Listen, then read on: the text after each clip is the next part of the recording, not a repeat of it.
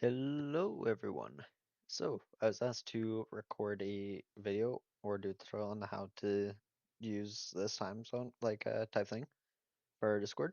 So, essentially, it will show the time in your time zone, then I'll show it in someone else's time zone. So, Eastern Standard Time, shows at 6:54 p.m. for me, because that was the time when I made this. If someone's in Central Standard Time, which is an hour behind, it will show as 5:54 p.m.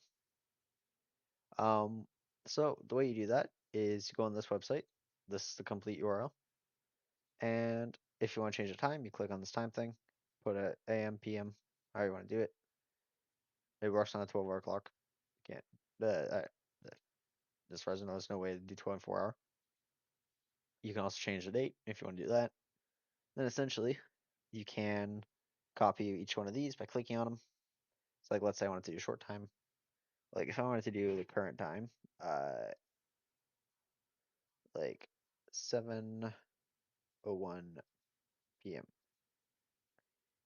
Be click on that, paste, done. So for others, like Core Essential, it'd show up at 6:01 p.m.